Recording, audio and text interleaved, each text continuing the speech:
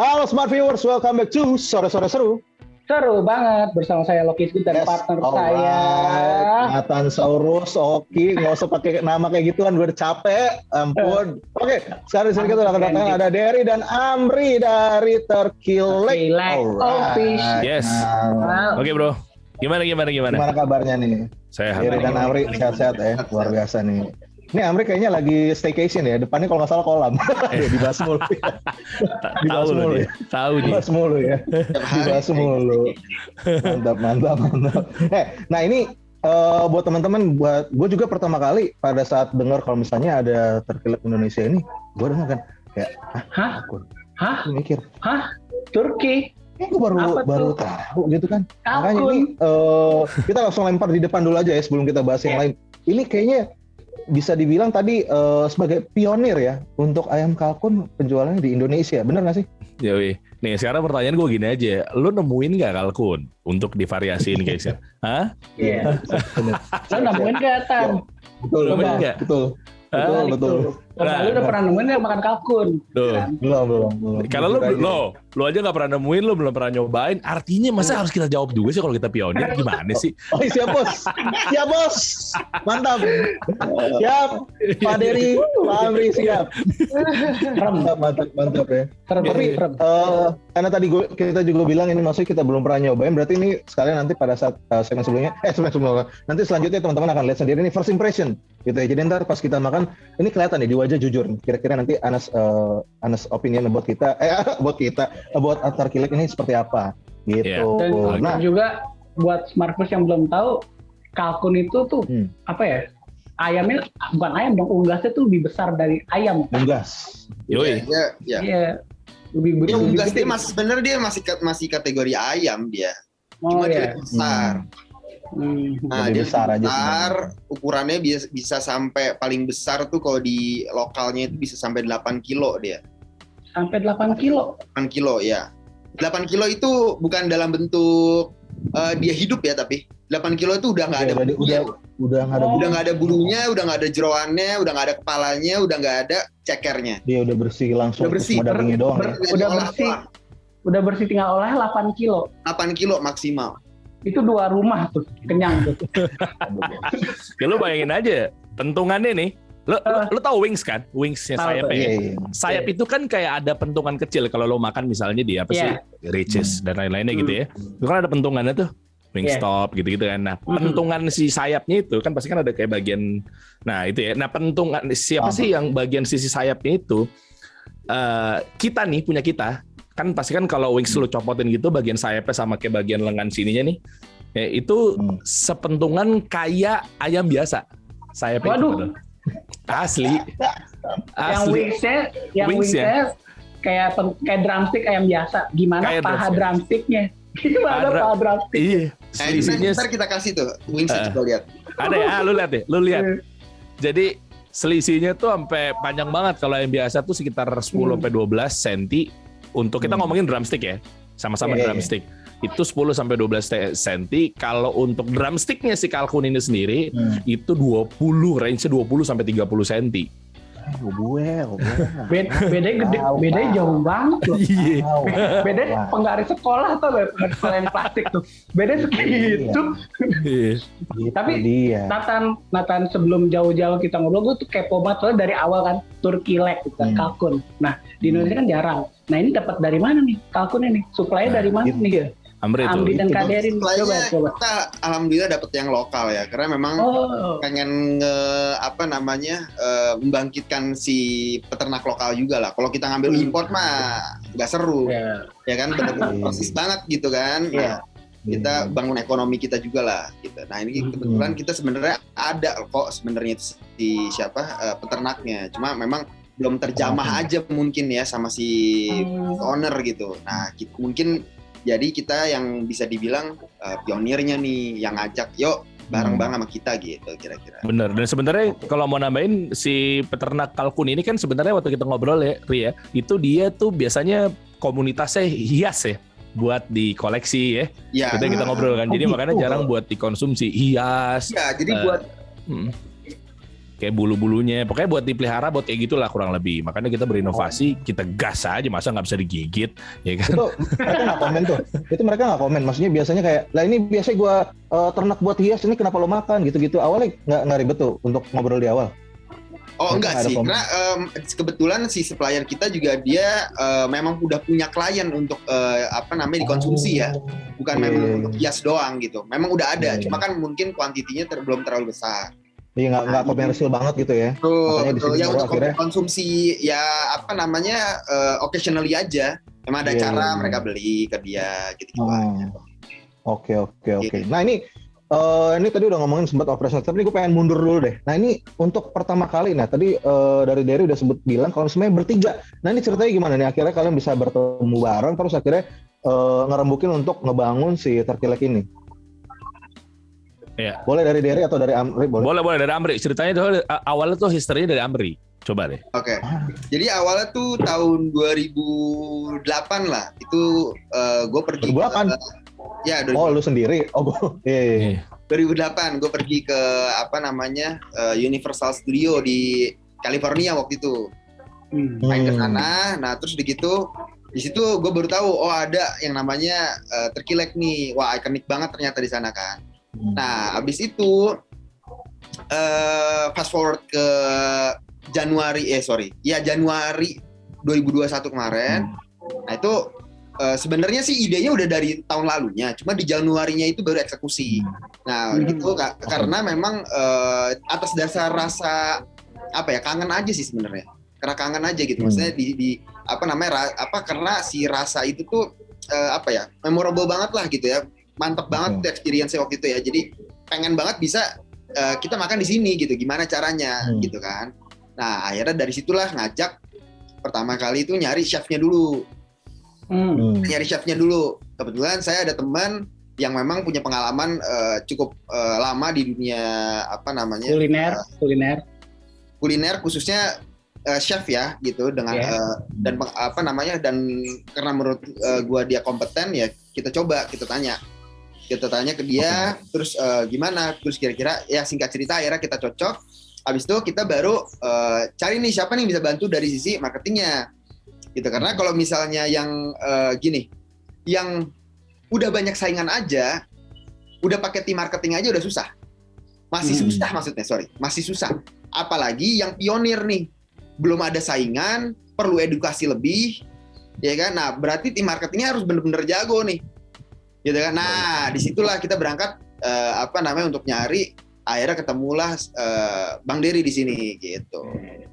Nah Bang Dery alhamdulillah kita cocok. Nah kita jalan tuh abis itu gitu. Nah terus kita dalam perjalanan itu kita juga waktu pertama kali ketemu sama si chefnya juga kita udah langsung jalan tuh cari supplier. Mana nih siapa nih orang yang bisa supply kita, cari itu udah cari tuh. Sambil nyari itu juga sambil paralel tuh nyari siapa nih marketingnya. Nah waktu ketemu Bang Dery, nah langsung Bang Dery juga jalan tuh dengan dengan timnya nyari desain grafis segala macem lah, sampai ada bentuk logo dulu segala macem kayak gitu sih perjalanan awalnya, singkat cerita begitu lah. Oke, akhirnya sampai ke titik sekarang ini. Berarti udah bisa dibilang ini berjalan belum 1 tahun ya? Berarti berapa, dari Januari ya? Atau dari bulan apa sih? Februari sebenarnya. Iya, Februari sebenarnya. Iya. Tapi kita launchingnya itu Juni ya Bang? Iya, Juni 2 bulan lalu ya berarti ya. Sekitar segitu. Jadi gue campaign dulu bro. Jadi nggak semata-mata kayak misalnya launching. Untuk Amri, tadi gue sempat dengar lu sempat mention kalau misalnya ini gue rada udah kayak mohon maaf nih, gue kan masih belum sering bersahabat dengan Unggas nih ya, jadi gue masih belum banyak yang tahu hal-hal info-info nih. Sebenarnya tuh berarti Turkey Lake itu sebenarnya lebih ke, itu bukan nama brand langsung dari yang kalian buat ya, tapi memang kalau di luar negeri itu memang Turkey Lake tuh ada sebutan gitu ya, atau gimana sih sebenarnya? Turkey Lake itu sebenarnya sebutan menunya. Jadi di sana itu brandnya itu macam-macam, kayak kalau misalnya pernah ke Universal Studio yang di Singapura itu namanya Marlins kalau nggak salah. Marlins. Nama brandnya ya. Restonya lah. Restonya. Tapi yang dia jual ya Turkey Lake gitu. Gitu. Oh. Jadi, nah kalau kita Turkey Lake kita jadiin nama restoran, nama brand. Restorannya gitu ya. Kenapa? Nah itu juga ada alasannya tuh. Nah bisa kenapa? Nah ini bos marketing, let's go. Gas. Iya, maksudnya ya judulnya Terkilek. Kenapa Terkilek yang dijadiin nama restorannya? Oke. Cakep nih. Lo harusnya bayar sama gue nih. Ini ikutan kelas gue aja udah mahal banget soalnya. Kalau untuk segi marketing. Saya bayar gitu juga udah mahal. Iya benar. Jadi gini bro. Yang nggak bisa dipelajarin di kampus. Jadi lu nggak akan dapetin ilmu ini di kampus, udah fix. Iya benar. Ya. Jadi kalau cara menentukan nama dalam sebuah produk dari segi bisnis, marketing dan lain-lain itu kebagi menjadi 4. Oke, kebagi menjadi 4. Yang pertama itu dengan familiar dengan nama si produk itu sendiri. Kebayang ya produk itu sendiri. Itu paling gampang tuh diingat. Makanya nggak heran di luar sana ada Batagor ini, Somai dan lain-lainnya. Kayak gitu ya. Tahu ya. Misalnya nama dengan si gandeng nama orangnya itu akan lebih trust orang-orang. Bebek Haji Slamet, ayam Soeharti. Ya kan ada ayamnya di situ. Ya kan gepuk Nyonya Ong dan lain-lainnya. Di dekat kampus lo ada Rocky tuh. Ayam Rocky, betul ya? Itu ayam legend. Nah, legend kan, makanya gue tahu. Rocky Rooster. Iya kan, nah dan lain-lain deh. Itu biasa digandeng tuh. Dan yang paling kuat ada 4 ya. Yang pertama adalah ada nama orang itu sendiri. Karena apa? Karena sejatinya strategi marketing dan psikologis orang lebih mudah percaya sama orang. Karena ada yang dipegang. Martabak Ayung, kita tahu ya kayak gitu-gitu ya. Nah itu tuh kayak gitu-gitu tuh. Yang pertama. Nah, ada namanya. Dan yang kedua, itu biasanya dengan digandeng dengan nama daerahnya, biar orang familiar juga, biar orang intunya gampang. Contoh, Batagor Bandung, Pempek Palembang. Kayak gitu-gitu kan. Nah, Pempek Palembang itu levelnya justru malah di bawahnya Pempek Paraden. Karena Pempek Paraden itu lebih gampang diingat ada orangnya. Begitu kurang lebih. Nah, dan yang ketiga, misalnya namanya yang makin idealis. Gitu, macam-macam. Sampai yang keempat levelnya, itu yang benar-benar kita nggak tahu. Kayak tadi misalnya Merlin. Misalnya Orchid, Bougainville, nama restorannya misalnya. Nah orang-orang tuh nggak tahu itu jualan apaan. Ya kan kita pahami kayak gitu ya. Kita nggak tahu ini restoran apa segala macam. Kecuali digandeng sama kayak tadi Lawless Burger. Lawless aja harus ada burgernya di situ. Iya. Biar lebih mudah. Nah makanya itu alasannya kenapa kita langsung gandeng. Kayak lo misalnya mau buka mie ayam, saran gua langsung aja misalnya nama lo nggak usah yang terlalu ribet-ribet kalau untuk awal misalnya. Karena kita waktu itu karena pertama tadi Amri udah bilang bahwa edukasi penting ke orang-orang biar nggak begitu, biar aware cepet dan lain-lainnya. Kita gandeng langsung terkileknya. Nah daripada cuma terkilek doang dan ini ada rumus marketing lagi, gue tambahin kata Indonesia di situ. Karena memang ini satu-satunya di Indonesia. Makanya sebenarnya rangkaiannya kayak TLI tadi tuh, kayak Kentucky Fried Chicken. Kentucky itu kan bukan nama apa, nama daerah bro. Daerah. California Fried Chicken. Ada kata Californianya, ada kata fried chickennya, aman. Di situ udah memenuhi syarat buat bikin sebuah brand. Fried chicken ya udah ayam selesai. Kita tahu ini goreng. Ada Californianya di situ. Nah kayak gitu. Karena McD itu pakai juga tapi di range 1 sama 2. Makanya namanya McDonald's. McDonald's itu adalah sebenarnya nama last name, Brothers. Kan McDonald's Brothers. Ada di film Founder tuh. Apa McDonald's sama siapa McDonald's berdua tuh. Nah makanya gue ngambil dari rumus seperti itu. Makanya terkilek Indonesia. Sebenarnya kalau lu pengen singkat, nantinya kita akan transformasi ke TLI. Seperti yang dilakukan oleh Kentucky Fried Chicken, California Fried Chicken, dan lain-lainnya. Nah itu rumus dasar buat nyampein merek lebih cepat ke dalamnya benaknya konsumen. Begitu bro. Luar biasa, masterclass. Luar biasa. Smart News yang lagi nonton di rumah. Ini nggak dapet di kelas nih. Ini dapetnya di sore-sore seru. Yoi. Sorry loh.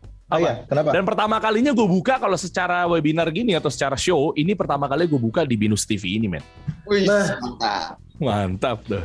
Nah, ini kalau misalnya kita ngomongin balik lagi sebelum kita icip-icip. Nah, untuk di Terkilek ini sendiri, sebenarnya salah satu kan yang paling khasnya sendiri itu kalau misalnya kita bilang, makanya tadi balik lagi ya kalau ngomongin Terkilek Indonesia, ya orang pasti udah misalnya ngomongin kalku nanti next-nya ya top of mind-nya pasti nanti bahkan balik lagi ke Terkilek Indonesia ini karena dia pionir dan plus yang tadi seperti dari sebutkan juga namanya sendiri itu udah bakal jadi ikonik banget gitu karena udah sekalian sama nama makanannya kan. Nah, kalau untuk di Terkilek Indonesia sendiri nih, kira-kira untuk dari kalian sendiri nih kan tadi kita ngomongin mungkin ada personel ketiga kalian. Tadi siapa namanya? Randy ya? Nah, Andri. Mohon maaf nih. Dari Andri. Ya, Andri. Nah, ini orang short term memory bagaimana sih? Enggak, saya emang host gagal aja gitu ya. Nah, untuk dari Kak Andri sendiri nih berarti memang semua fokus untuk dia yang menunya dan resepnya dia yang buat, atau memang ada masukan-masukan dari Derry dan Andre sendiri sih? Saya jawab kali ya.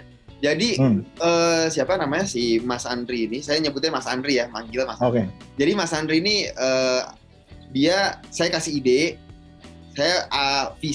bayangan saya tuh burger harus gimana sih, sama terkilek harus gimana. Ini saya kasih insight nih ke dia nih. Bayangan tuh begini semua ya. Pokoknya nyeritain idealisnya saya lah gitu. Nah, abis itu dia research dulu di sana tuh kayak gimana untuk nguatin lagi tuh. Di sana tuh maksudnya di Amerika ya maksudnya. Karena kan ini kita ngebawa si terkileknya itu kan lebih ke Amerika ya, sebenarnya kan Universal Studio kan dari Amerika ya, walaupun udah banyak di tempat-tempat lain ya, di negara-negara lain. Jadi dia research dulu, habis dia research baru dia R&D. Nah itu habis itu baru dicobain lah sama saya sama Bang Der di sini gitu. Jadi resepnya full dari dia ngedevelop sendiri. Oke, nice. Berarti kalau untuk rasa yang develop berarti emang udah khusus Chef Andri gitu ya. Betul. Yeah. Mantap. Kalau tadi manggilnya Mas, kita manggilnya Chef ya, Chef Andri. Ya. Gimana Chef? Gimana Chef? Cuman paling ntar pas udah segmen icip-icip terus kayak kepo sih, maksudnya apa Chef Andri ini ada menyesuaikan nama lidah orang Indonesia apa gimana? Kan? Bagus nih. Pertanyaannya bagus. Lah. Iya, Nathan tadi nanya nggak kayak gitu.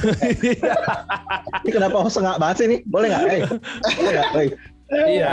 Enggak, soalnya gini, ketika lo makan McD di luar, ya kan, di Arab, di mana-mana, itu kan akan disesuaikan kan sebetulnya kan. Yeah, nah, betul. Makanya ada satu konsumen kita yang makan, ada 2 bahkan 3 bahkan ya customer ya. Yang makan gitu kan, macam-macam lah, ada yang dari pemain Persija mampir makan gitu. Terus dia bilang dia pernah makan di Disneyland yang di Jepang, ya kan. Nah terus ada juga satu pengusaha juga, memang dia pengusaha kuliner dan dia lama di Amerika, dia cobain yang di Amerika dibandingin sama yang di sini. Sama satu lagi salah satu ya kolektor mobil tua gitu deh. Pokoknya dia memang macam-macam dari aneka ragam ya. Terus dia cobain juga ternyata cocok banget ketika sama orang di Indonesia. Nah itu alhamdulillah kayak gitu. Karena ketika mereka makan di luar itu plain. Karena memang orang Indonesia malah, ini bukan yang apa ya, gue copy paste dari mereka yang nyebut ya, bukan karena gue membanggakan ini. Tapi maksudnya kenyataannya memang katanya kalau orang Indonesia makan di sana ya hambar, gitu. Ya karena mungkin gini kali, gue nggak bilang dia nggak enak dari segi market si Amerikanya, ngebayang nggak? Bisa jadi mungkin kena di Amerikanya. Gitu. Mereka mungkin nggak salah gitu loh. Cuma kalau untuk gua yang salah ketika benar-benar plek-plekan bawa dari sana ke sini terus tanpa diolah kembali. Nah itu yang salah tuh guanya. Kayak gitulah kurang lebih. Makanya dicocokkan sama lidah orang Indonesia begitu. Iya, maka nanti pas udah segmen icip-icip gue kepo banget sih kayak gimana. Maksudnya kalau yang gue tahu, yang gue tonton gitu kan biasanya kayak di sana tuh emang kelihatan kalau mereka habis dipanggang tuh emang warna kulitnya tuh coklat banget kan. Tapi yang dicampur-campur biasanya mereka sausnya gitu kan, campur ini campur itu. Nah gimana ntar yang dari Indonesia, dari racikan Chef Andri? Iya. Ada sentuhan mecin lah pokoknya, Indonesia kan mecin kan. Udah pasti. Nah itu. Tapi kita tahan dulu ya Smart Fuse, ini ada yang mau lewat dulu nih. Ntar kita habis ini langsung akan icip-icip buat Smart Fuse yang penasaran. Pokoknya nanti tungguin aja. Impression pertama gua makan kalkun sama Loki juga ya. Lu pertama kali juga Lok? Betul, belum pernah saya. Itu dia Smart Fuse, makanya jangan kemana-mana, tetap di sore-sore seru banget.